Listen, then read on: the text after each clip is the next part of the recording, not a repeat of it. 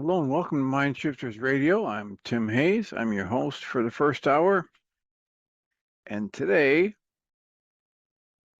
is Tuesday, September 2nd, 2025.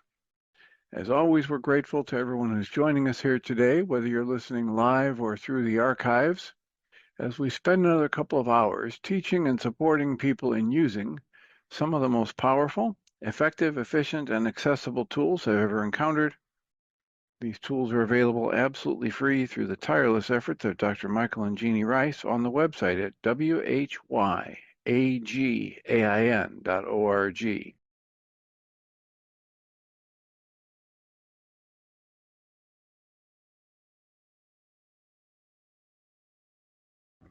If you go to that website and click on the two words that say Start Here, in the upper left-hand corner, it will take you to a page where you can download and read Chapter 24 of Dr. Michael Rice's book. His book is titled, Why Is This Happening to Me Again?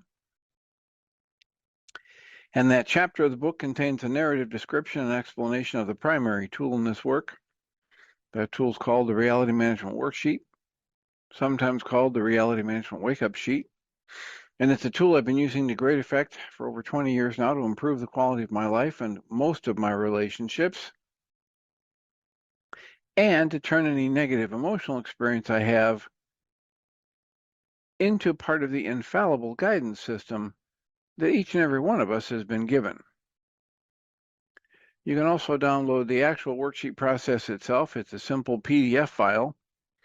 Click the link, download it, print it off, copy it as often as you'd like, and use it over and over again absolutely free. You can also download a whole host of audio files of shows just like this one from that web page, in which people have been stepped through the worksheet process. So if you choose to listen to them even repeatedly, they can serve as a powerful tutorial for you to help you get maximum benefit from these tools in the shortest amount of time possible. You can also go to your app store and type in the three words Heartland Aramaic Forgiveness. And if you choose to do that before you're done typing the word forgiveness, you'll see the glowing heart icon. If you tap on that, it will let you download a completely free and private app that contains the Reality Management Worksheet. It contains an abbreviated version of that worksheet process, and it contains a copy of the Dragon Klingon game, which is a wonderful way to introduce these tools to even younger audiences. I hope people do all of that soon and often, primarily because it tends to improve the quality of people's lives the more they actively apply these tools in their lives. And secondarily, because it tends to prompt comments, questions, answers, and testimonials. If you have any of those to share with us, we would greatly appreciate you doing so. You can email me at tjh@mindshifters-academy.org, or you can email Jeannie at jeanie@whyagain.org. That's whyagain.org. And if we get a question or a comment from you through an email, we'll address it on the internet show. And then as time allows, send you a notification about what day and time that occurred, so you can listen back to the archives for your feedback or input. And the other option is you can join us live. If you go to zoom.us and open up a browser window, then all you need to do is type in our meeting ID number. And you can do the same thing if you call one of the many numbers that they have on their phone list of numbers you can call. And then once you are in your browser window or on your phone, for the phone, you can mute and unmute yourself with *6 as a toggle. And the meeting ID number is 853-2357-4173. 853-2357-4173. And then let us know what's on your mind. Unmute and speak up, or type something in the chat room, or if you're feeling really brave, turn on your video as well. I have Apologies for yesterday. I was here. I was trying to do the show live out on the road, and even though it showed that I had 4 bars, I was not able to get uh, my Zoom to work through the phone and let me host the meeting. It showed me as on, but it didn't show anybody else joining, and so I wrapped it up after 10 minutes or so and assumed all was just as it should be and got back on my travel plans to make it home. So, how can we support you today? What's on your mind? As we've been Hello, Dr. Tim. How working are you? through things. I'm doing well. How are you? Oh my gosh, so Good many enough. exciting things are happening. It's just wow, wow, wow. Like just being blown open. I wanted to talk about, I came across a picture called The Light of the World, a painting by a fella by the name of, what was his name? Sorry, just want to make sure I got his name correct. William Holman Hunt, and it's called The Light of the World. And the premise is the door of the human heart can only be opened from the inside. I would paste it on here, but it didn't. I wanted to put it into the Zoom chat, but I wouldn't allow it in there. It And won't allow the picture to come yeah, in. yeah, I wanted to put the, let me just see if I can, it's magical. I just feel so, oh, I don't even know how to say it. I'm just thrilled for what's being revealed in my world right now around the truth. And he painted it in 1858, I believe. And yeah, it's really a beautiful depiction of the story of our journey. And yeah, I just more and more, it's just coming clearer and clearer. And the lamp, you see the halo of his head or the aureole of his head. And then you see the lamp, which to me represents the hermit in the tarot deck. And there's no handle on the door. And open it from the inside, the painting. It's really a magnificent painting. Are you able to see it? Well, I'm looking it up. It has I want to different see. labels and different images. Okay, I'm The going to try Light to. of the World at That's the correct. All Saints Anglican Church. Yeah, it won't let me do unable to send file due to admin restrictions, it says. So to post it in the chat, it won't allow me to do that. But yeah, that's the one. Okay. And there's a number of different versions of it. And so it's Exactly. speaking to you in what way? What is it that it's Well, the light of the world, it's within. It's an inner journey to open the heart, is an inside job. From never will find it in the outer. Looking at that picture, it's very clear. And yeah, opening the heart has to come from the inside. that's That's probably the truth. That's that. why the great teachers ask us to take care of the heart and understand the agency that we are given, right? There's so much that Hmm. we're trying to control that we don't have any control over, and so much that we've been given control over that we're ignoring and blaming others for. Exactly. And then in that lesson for today at 138, heaven is the decision I must make. And within the writings, truth is true and nothing else is true. And there's only one decision. Either truth can't be learned or it says in here that truth can't be learned, only recognized. And that the only choice in which truth is accepted or denied.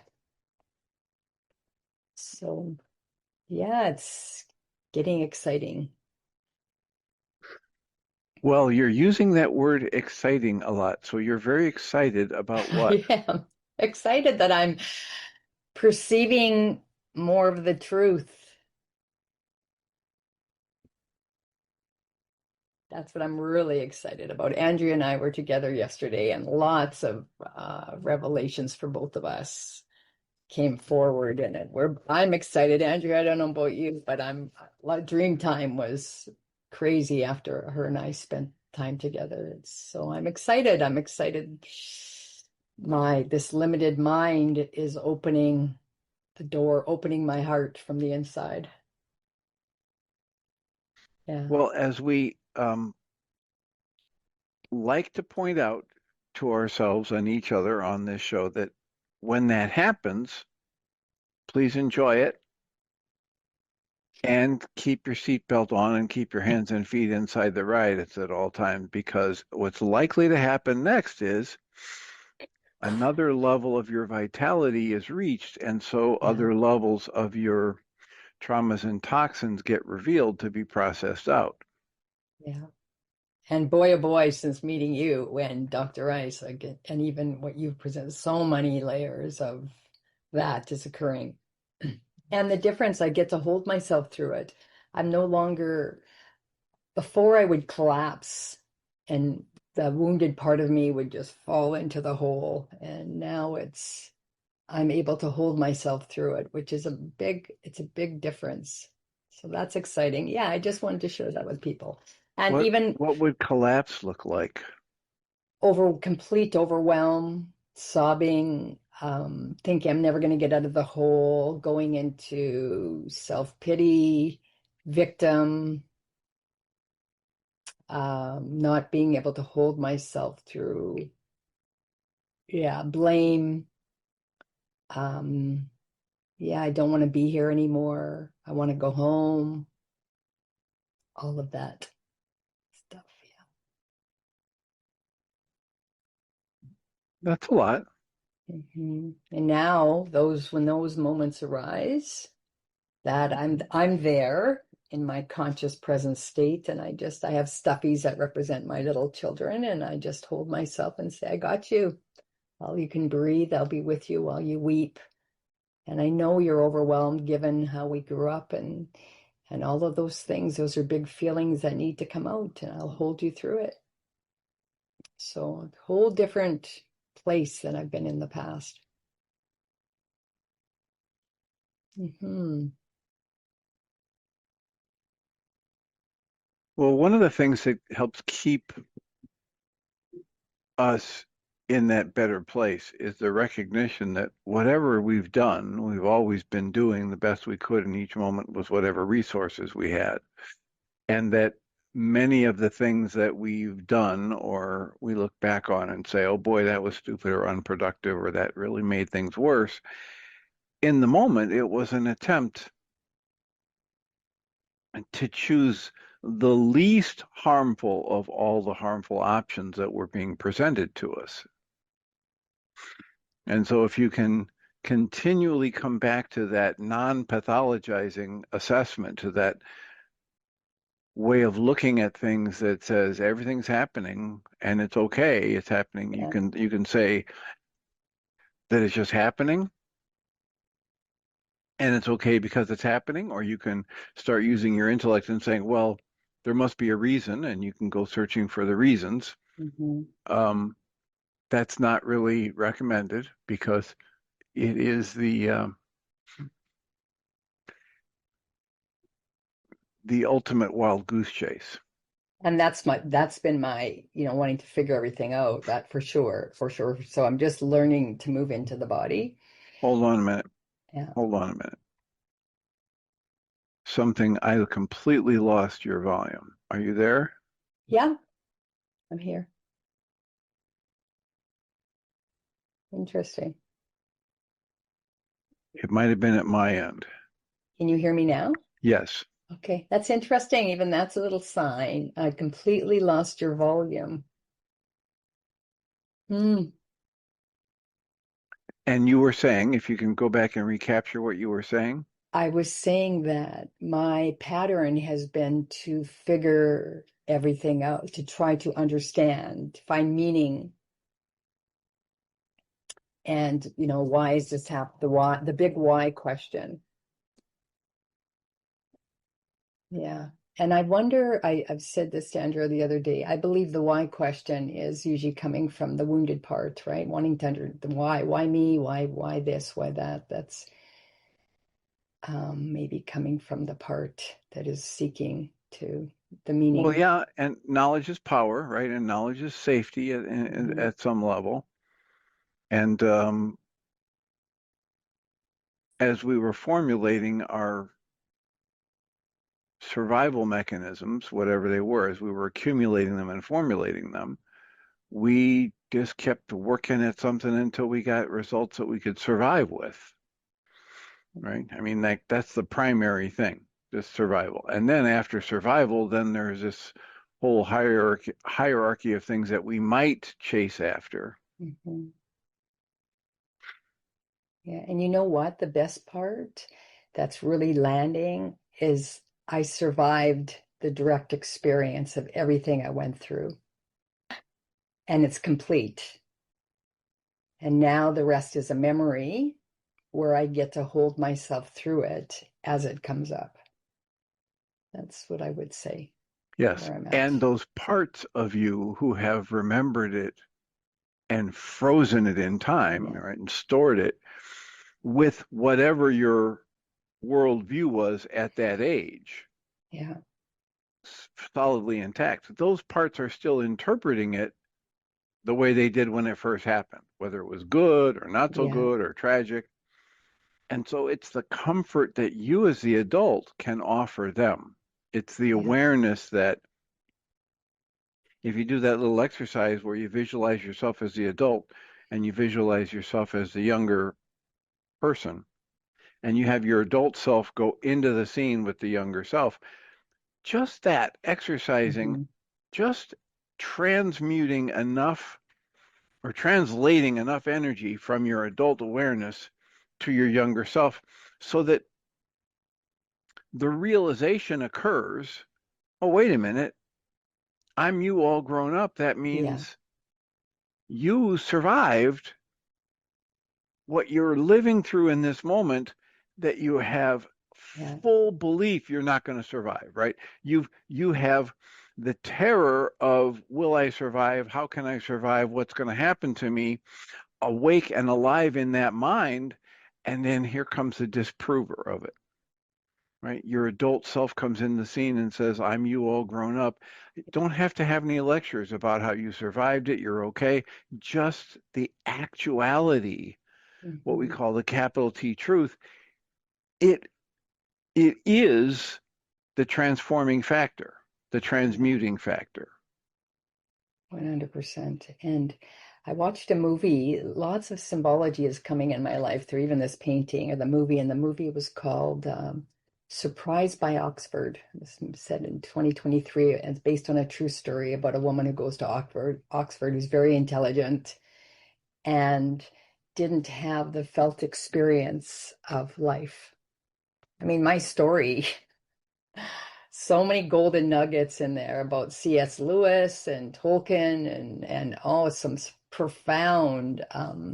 I would encourage anyone to watch that show for deep messaging. And yeah, And the and title of it again is what? Surprised by Oxford, And 2023. is it a movie or a Yes, series? a movie. Yeah, a Okay. movie. And it's yeah, absolutely profound for anyone that's been lost in the mind through this journey that we're having here and talking about the felt experience. And I could see, and obviously it speaks to me because I lived my life that way and recognizing that the pattern that I've created in my life. So yeah, it was. And then in the movie it said Fortis est veritas, which the truth is strong.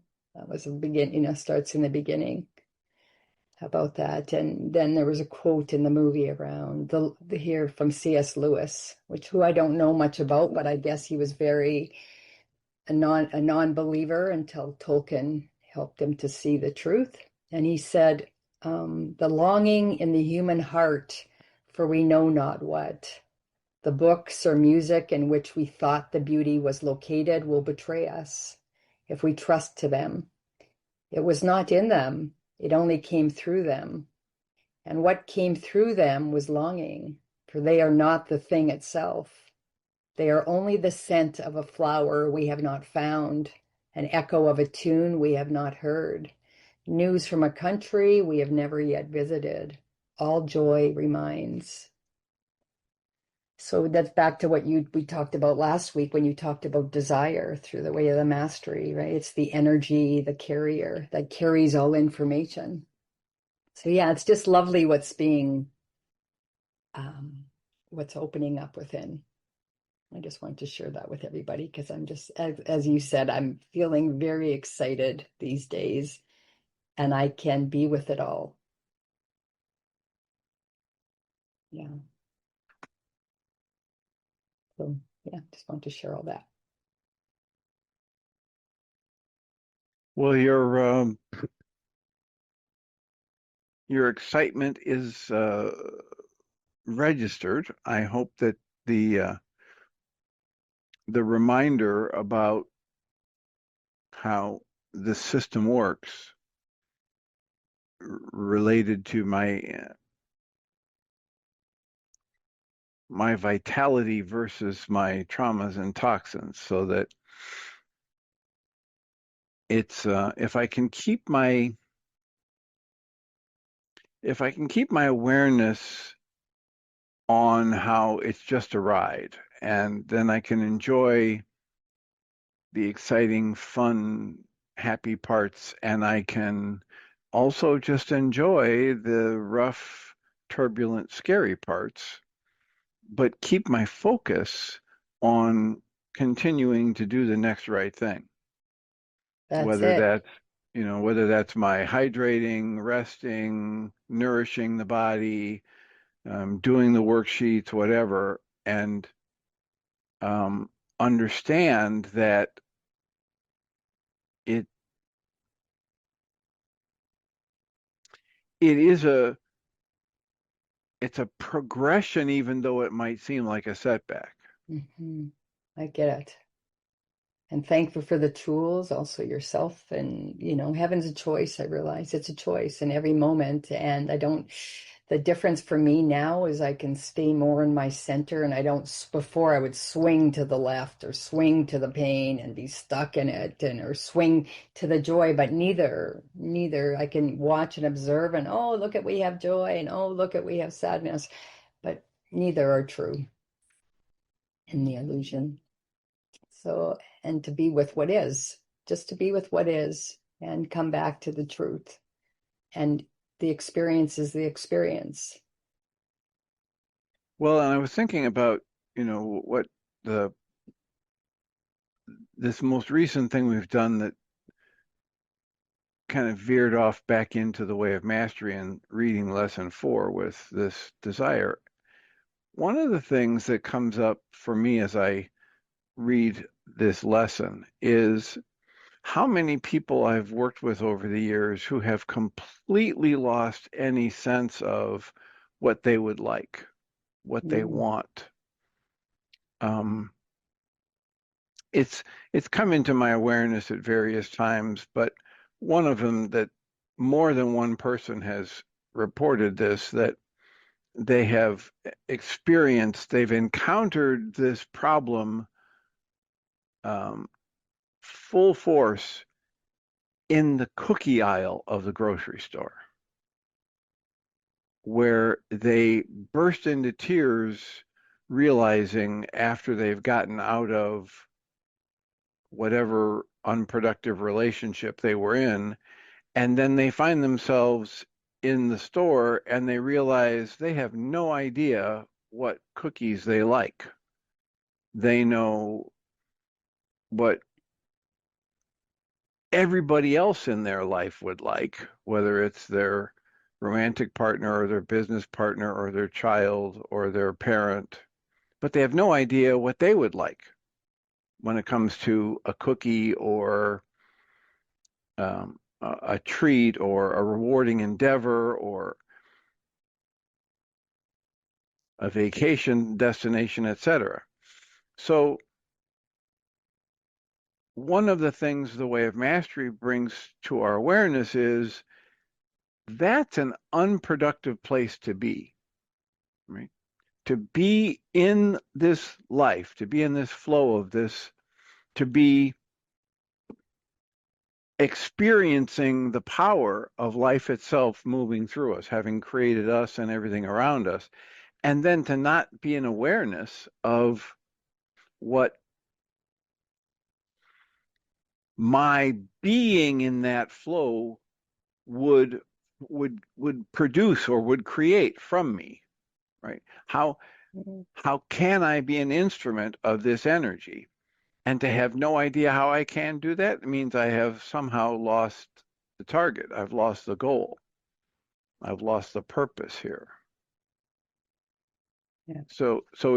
It's this work is, some people encounter work like this and they come from such a fear-based tradition that they generate emotions and fears around, oh, this is trying to tell me I'm God. This is trying to usurp God. This is trying to make me more powerful, etc. So they run from anything that acknowledges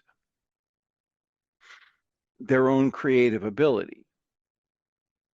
And this lesson's calling us back into alignment with that, to say, listen, it's here for you whenever you want to turn around and look at it, whenever you want to slow down, whenever you want to engage this exercise as a practice. Yeah.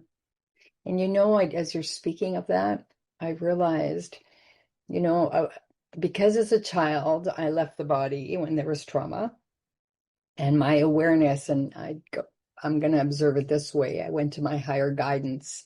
So throughout life, had a connection there, being able to see those things, but it was not embodied in the body, in the human.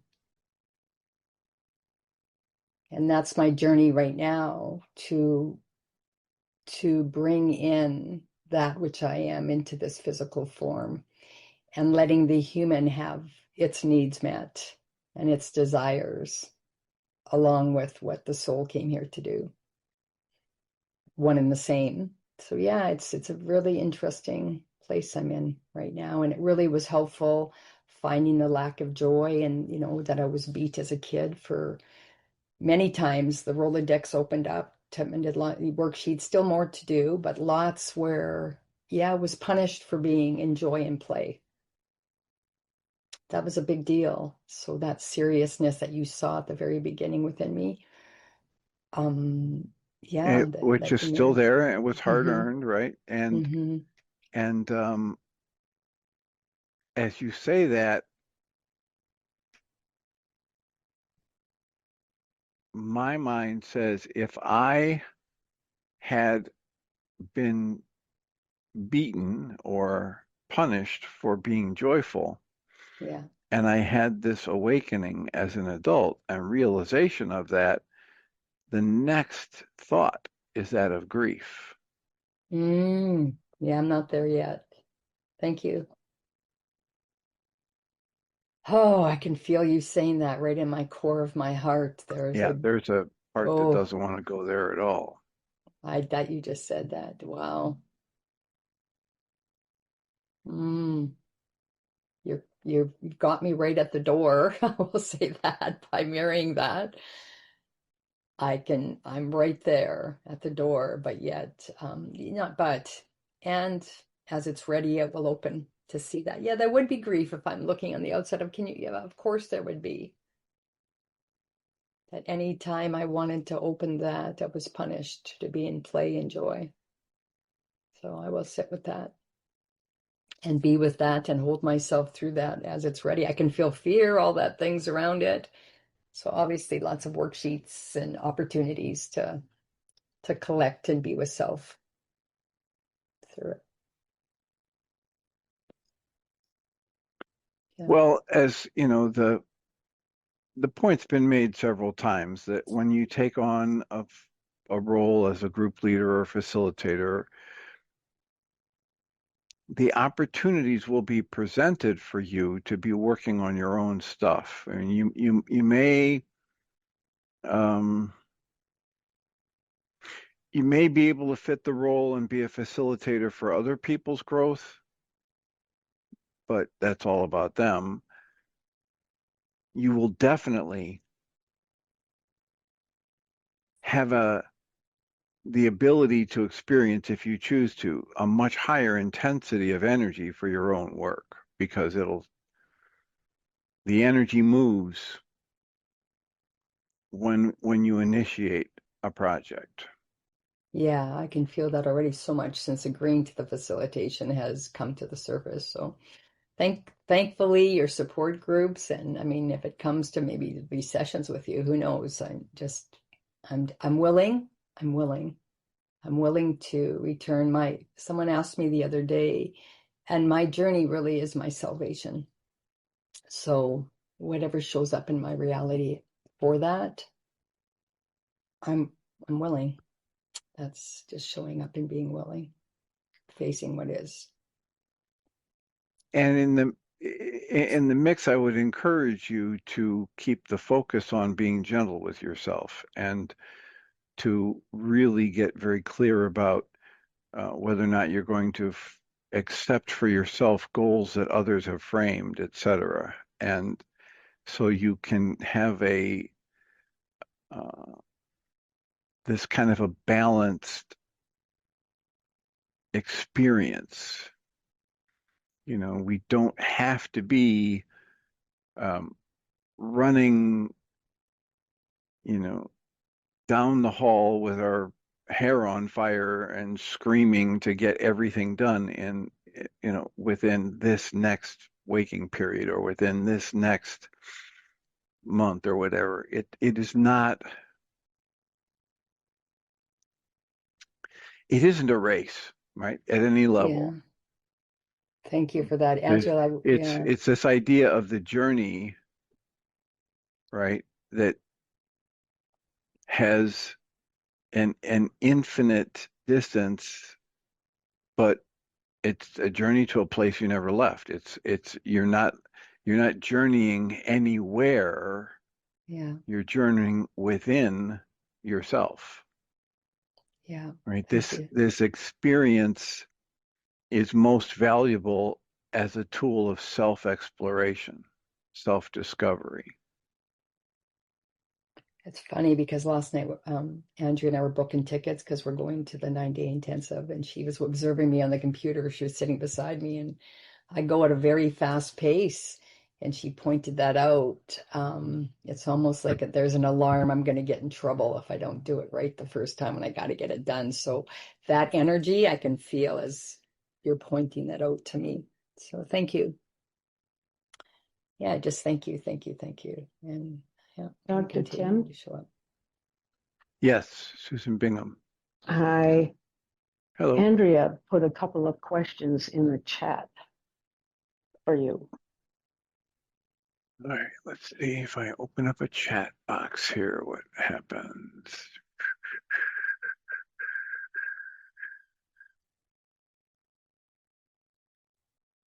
Dr. Tim, as I hear you address excitement, I wonder what inspires or motivates you to caution it with the level of vitality that opens more toxins to move up and out in its expression. Well, let's see what her second bubble says. I understand teaching about the process of new levels of vitality and what can be present in a healing crisis.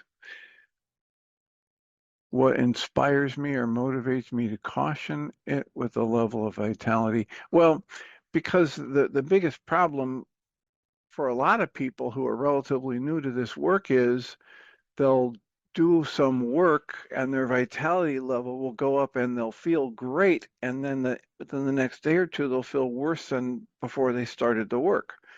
And then if they don't understand how the process works, they'll blame the tools for the effect.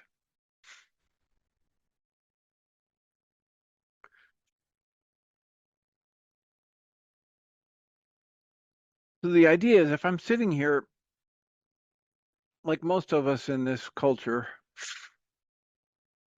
we don't live at a very high vitality. relative to our true potential. So let's say our true potential is 10 out of 10, which is, the Christ mind, which is living in a space where you don't really need to stay in the physical body. You're just in touch with your true nature in this bliss state when you're at 10 out of 10.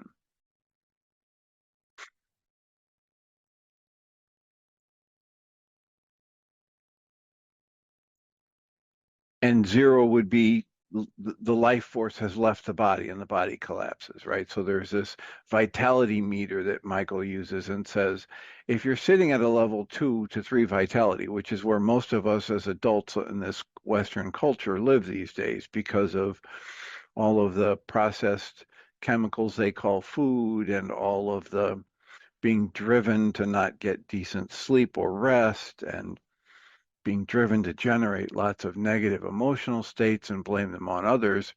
So most of us are living at a very low level of vitality compared to what our potential is. And if I'm sitting at a level 2 vitality and I'm faced with a level 3 or 4 trauma or toxin, I don't have enough energy to survive that. My energy, my life energy will be completely expunged trying to process out that toxin. So the system is set up so that if I'm sitting at a level 2 vitality, my mind will only show me a 1/10 vitality negative, a 1/2 trauma or toxin that's negative. And as I process that out, then I'm left with a level 1 vitality or level 1.5 vitality, which is really low, and I'll really feel it. But I'm still there. I'm still alive. And then if I get presented, I'm sitting at a 1.5 level vitality, and I get presented with a level 1 trauma or toxin, it's not that big a deal. It's a level 1 trauma or toxin, right? But if I only have, a 1.5 level vitality, by the time I process out that little tiny thing, that level 1 trauma, I feel like I've been hit by a Mack truck. I feel like I'm on my deathbed. I've only got half an energy unit left, and I'll be, in a collapse state, or I'll be catatonic, or I'll be, sleeping, or I'll be walking around unconsciously acting out my rage and pain without anything to filter it. If we don't understand that as we do our work, we're going to make it possible for us to do even more work, then we mistakenly think that if we do our work, we'll be done.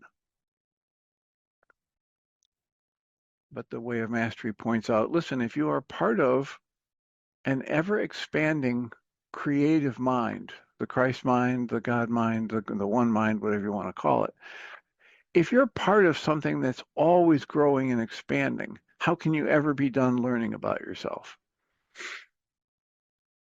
So I hope this hits what you're looking for, Andrea, is that we're just mentioning it because we want people to brace and keep doing more of the good, healthy, rejuvenating, being gentle with yourself, resting and restoring type behaviors when you start to feel bad, when the stuff comes up, because that's the way to process through it and build your vitality again. And eventually, over time, your vitality will build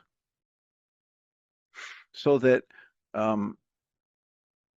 you get rid of the level 3 and the level 4 traumas and toxins, and eventually you build your vitality to where you're sitting up at a 6 or a 7, and now you can deal with a level 5 or 6 trauma or toxin, and you get slammed even harder. However, what most of us notice over time is that as we do this, the intensity might be as intense or more intense than ever before, and yet the duration will be shorter. And quite often, the intensities are not as high because we've processed out a lot of stuff. And there are things that we can process through and get to the point where, I've only got a little bit of that in my store left. Whereas I might have started with, a whole Olympic swimming pool full of that stuff that was there to get resonated into activity whenever I threw the corresponding interpretation onto my life events. So let me ask, Andrea, did we answer the question? Yes, definitely. And I think what I'm noticing, what came up in me, is that I was perceiving Susan's expression of excitement and you cautioning her as like a defensiveness came up in me, like feeling like you were suppressing her excitement instead of allowing her to feel it. And then, like, through my own perception. And then I started to wonder, like, why are you afraid for other people to be excited? And so I actually can feel in myself that I wanted to challenge, and I'm seeing my own defenses that come up around men, and especially men that are in a space of being in a leadership role.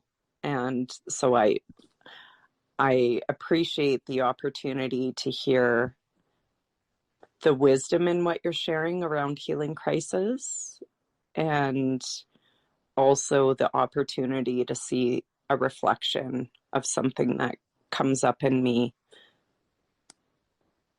So it answers my question and gives me more information also about what's within me. So thank you. Excellent. Well, that's what we're promoting, is just that kind of awareness and observation. It reminds me of what's happened a lot. It hasn't happened so much lately, but it used to be that when people would chime in and they would start to cry, and I would say, now just keep breathing. And then other people would chime in and say, why are you telling her to stop crying? Why are you telling him to stop crying? It's not. And all I said was keep breathing, right? Like Michael Wright says, if you can only do one of two things, breathe or cry, please keep breathing, right? If you can do them both, go right ahead. But don't give up the breathing for the crying.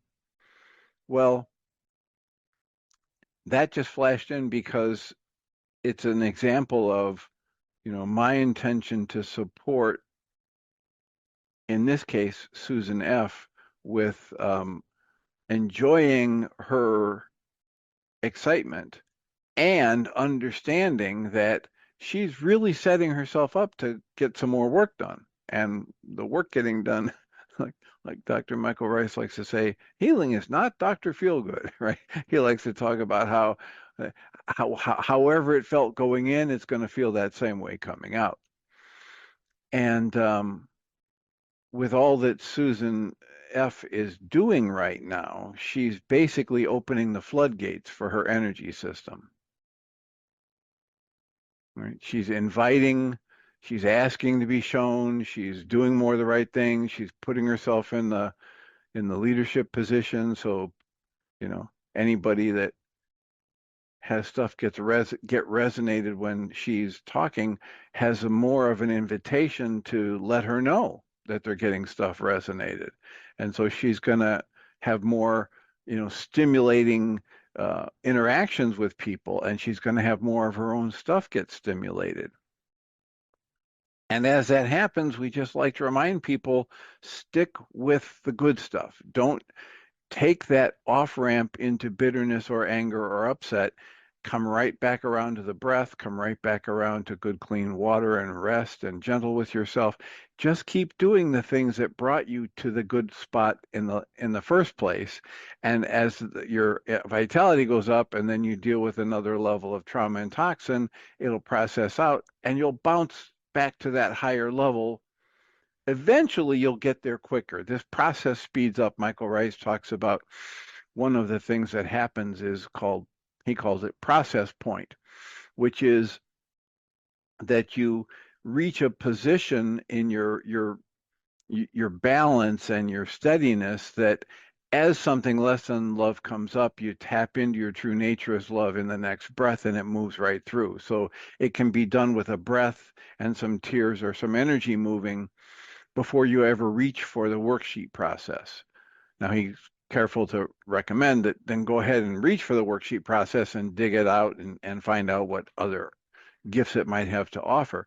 But you can be so practiced at the idea of recognizing that the negativity you experience, the resistance you experience, is all an inside job, and the antidote to it is present in your existence, right? Your true nature is that you are the effect of the creative energy expressing in form. So you are the effect of creation's energy, that you're feeling a body, that you have this conscious awareness. So every time there's a tightness or a tension, and you can shift the focus over to your true nature, the tightness and tension leaves that much faster. And that's what Michael's referring to as that process point, being so kind of in the pocket with your practice that you don't buy into the negative thoughts and identify with them or think them to be true. You recognize your negative thoughts are false and you let them go, and you tap into your true nature and you process through stuff that much faster. So celebrate and enjoy the excitement and understand what you're doing so that you don't misinterpret the next wave of tension or upset or trauma and drama that shows itself in your life as being caused because you did something wrong. It's the natural effect of you clearing out the system from the garbage that you're holding within, from the trauma energies, the negative thought processes about self or others, the blame patterns. As they get processed out, your energy increases. As your energy increases, you open yourself to the next level of trauma or toxin that needs work in you, that needs to be released from you. And of course, all of this seems like a complete paradox when you pair it up with, in the way of mastery, where it says in the first lesson, this is a pathway where we're trying to help ourselves dismantle every need to feel like we've made progress, every need to feel special, and to simply awaken our true nature, our heart, our what they call, the awakened heart in this work.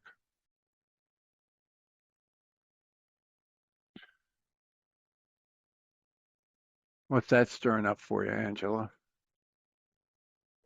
Andrea. Andrea?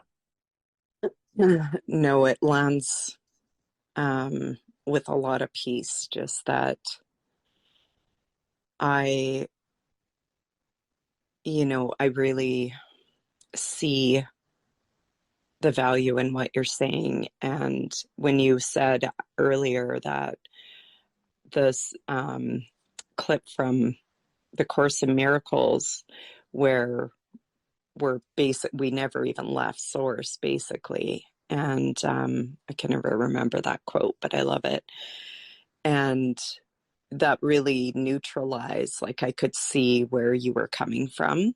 And I really deeply appreciate understanding the healing crisis. I had a really heightened period for a couple of years and then felt like I fell back into density, and so much was showing up. And the value of understanding when you raise your vitality, it gives opportunity for more to come up, because I thought in that point I was there because I was experiencing so much oneness, and then so much flooded in. I fell into deep wounding around feeling like I failed, because I didn't know that when you reach new levels of vitality, that it offers more space for deeper healing, and that it does never end. And having that humility or understanding. So I really appreciate everything you've said. It's very reassuring and helps lock in those new brain cells that I'm developing around this that I didn't have support with before. So I'm grateful. Thank you. Well, you're quite welcome and deserving. I'm put to mind of the paradox situation. It seems like we've talked about this before, that if my mind is experiencing what it believes is a paradox, my favorite way to say it at this point is, if my mind views what it believes is a paradox, all that means in that moment is that that part of my mind doesn't realize it's not seeing the whole picture.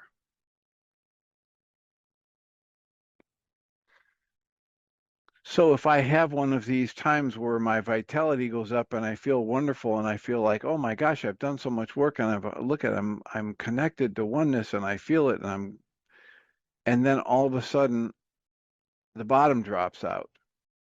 If I reach a negative conclusion, or if I say, well, I must have been wrong, I wasn't there, this is all a joke and nothing's working, that's because I'm not seeing the whole picture. And when we introduce the idea of the vitality meter on the one side and the trauma and toxin meter on the other side, it's just a way to try and expand our view, not to the whole picture, but to see a little bit more of it, right? To see that, okay, look, this thing that we call healing that everybody kind of wants at some level and thinks it's good, it's got parts of it that are kind of gritty and uncomfortable. The growth process itself. It's like when you have a seed and it begins to germinate, it's got a tremendous pressure that has to build up inside the seed before the seed can crack open and the sprout can come out, right? It's that tension within us. And if we understand that that tension is a necessary part of that growth process, then we experience it and we go through it differently. If we're not expecting it, if we expect, oh boy, I hit this new vitality meter and everything's going to be great now, and then I get slammed, now we think, oh, this process doesn't work. I got to get out of it. I don't want that pain.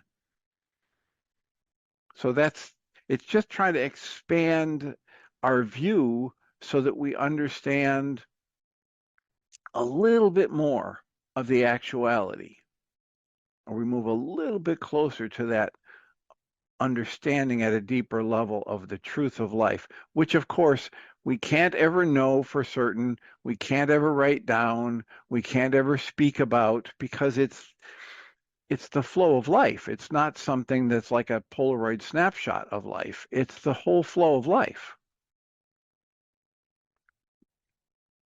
So I won't be able to figure it out, but I can watch it and I can enjoy it.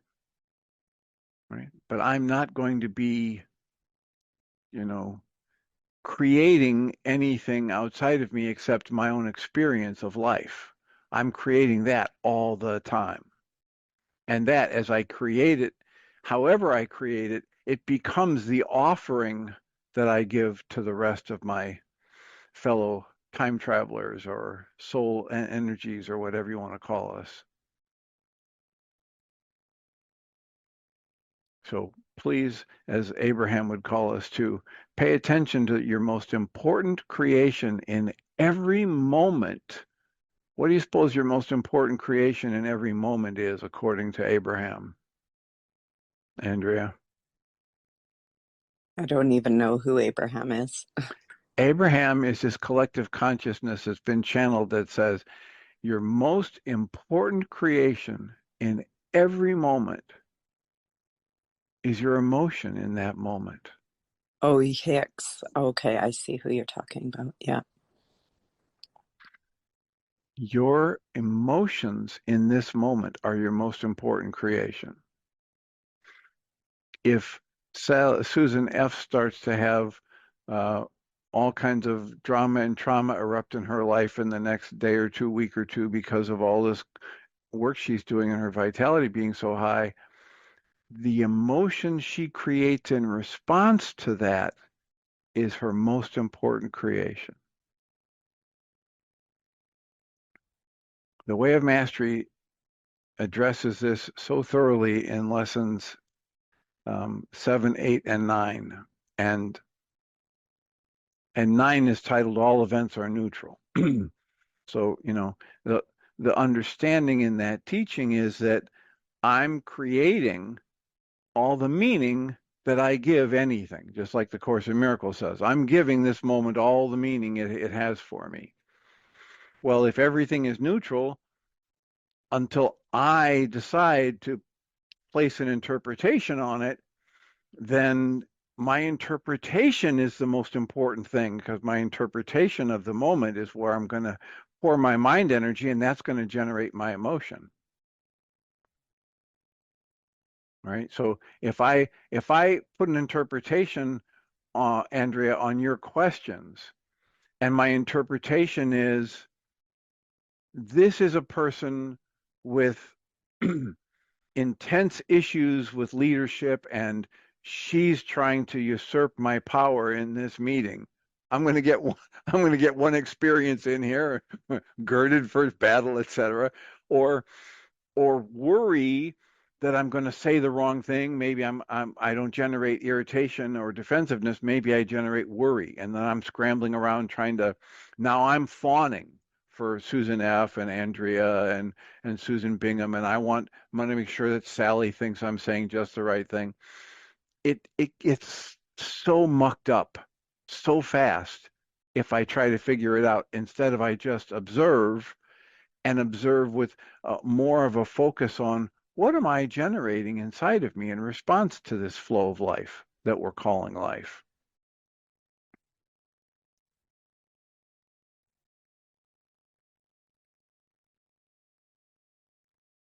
So if I keep my awareness focused on how I'm creating my experience of life moment to moment, I'm far more empowered to create an experience of life that I would prefer.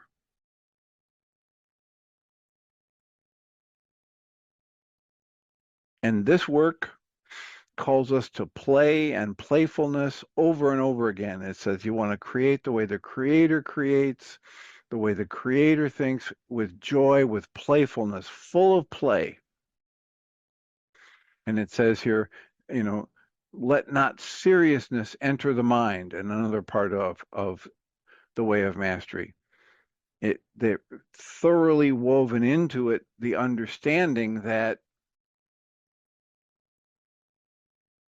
if you take yourself too seriously, or if you take yourself seriously, you're probably not going to prefer your life experience as much as if you just learn to lighten up and play and experience the gift of life as the gift that it is. So here's hoping that was somewhat on track and useful. Any closing comments, Andrea?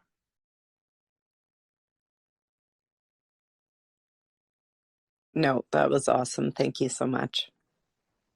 You're welcome and deserving. I'll remind us all that it's Tuesday, so there will be a support group tonight. All the information you need to join us absolutely free is available on the mindshiftersacademy.org website. And I will remind us all that we come from love. We're made of the stuff we call love. We actually are love, and everything else is false. Blessings.